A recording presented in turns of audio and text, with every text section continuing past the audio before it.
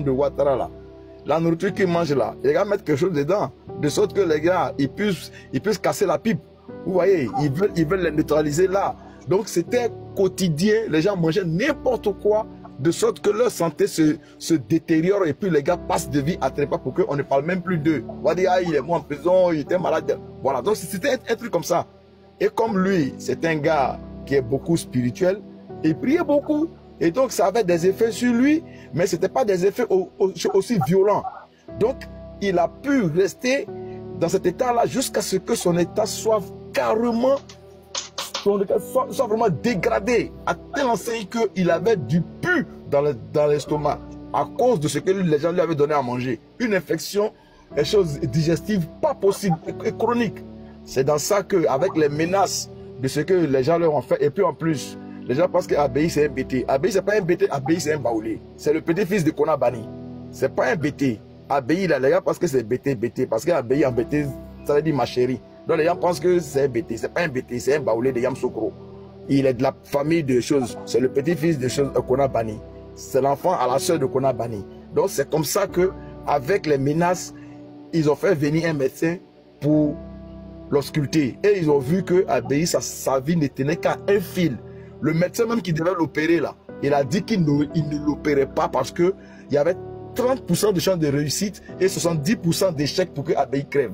Donc il a fait signer une décharge. Abéi, il a dit, bon, si tu veux que je t'opère, il faut signer la décharge toi-même. De sorte que si tu restes dedans là, on ne va pas m'accuser. On va dire que c'est toi qui as voulu. Voilà comment Abéi, il était coincé, obligé, il a signé la décharge, une décharge pour lui, une décharge pour le médecin. Et le médecin, comment il a opéré Abéi? Il a opéré Abéi avec une anesthésie locale qu'il n'avait même pas pris. Donc c'est dans la douleur qu'il a fait l'opération. Abéi a senti la douleur durant toute l'opération. Et il a gardé, comment on appelle ça? On lui avait mis une poche pour extraire le pus. Il a gardé la poche pour extraire le pus là pendant 45 jours. Vous imaginez? Pendant 45 jours, toutes les souffrances qu'il a endurées. Effectivement, il a été malade, il a fait même un AVC. Mais aujourd'hui, son état de santé, ça s'est légèrement amélioré. Il est là, mais comme je l'ai dit tout à l'heure, il a été radié de l'armée. Il n'a pas de salaire, il n'a pas de fonction, il n'a rien, il est à la maison. Il se débrouille comme il peut pour se soigner et pour nourrir sa famille. Donc voilà un peu la réponse à ta question. Mais dis-moi, la difficulté qu'il a eu, il arrive à marcher, il arrive à parler ou pas? Bien sûr, il arrive à parler, il va même à l'église, il va prier, il fait ses trucs, il fait ses activités, il a ses activités professionnelles, il arrive à marcher, il arrive à se déplacer, il arrive à causer, il arrive à faire... Enfin, il est normal comme tout le monde, mais sauf que il est légèrement diminué parce qu'il n'a pas de traitement approprié jusqu'à présent. D'accord, au moins ça me rassure. Non, effectivement, non. Il faut actuellement mettre en place un mécanisme pour lui permettre de suivre un traitement approprié qui va purifier son sang parce qu'il a vraiment emmagasiné beaucoup de poison lors de sa détention. Le PR est sorti avec tout le privilège qu'il a. Pourquoi est-ce qu'il ne veut pas dire? Mais actuellement même, qui cherche à l'approcher? Personne ne cherche à l'approcher. C'est comme, tu vois, personne ne cherche à l'approcher, ils l'ont oublié, ils l'ont mis à l'écart. Voilà, même la maison dans laquelle il est, c'est une petite maison qu'il avait commencé à construire quand il était au GEB. C'est dans cette maison-là qu'il est. C'est dans cette petite maison-là qu'il est. Voilà. Et sa femme qui n'avait rien à voir dans la politique ivoirienne, comment on appelle ça? Ils ont bloqué son compte à Abéi. Ils lui ont arraché tout ce qu'il avait.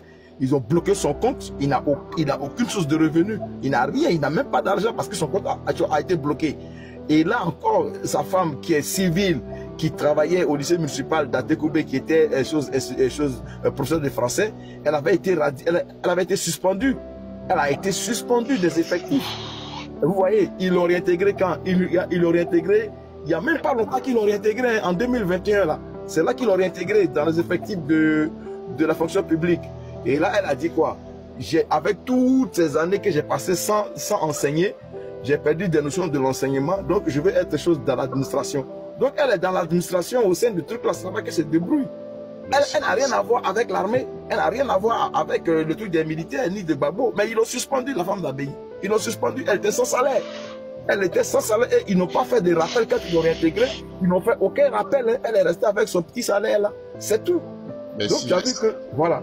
Et donc, Abbaye, ils ont bloqué son compte. Il est là. Il va bien. Bon, sur une échelle de 10, moi, je lui donne 5,50. Voilà, parce qu'il tient debout, mais il lui faut encore suivre un traitement adéquat pour qu'il retrouve ses pleines capacités. Merci beaucoup, mon commandant. Et moi, j'aimerais laisser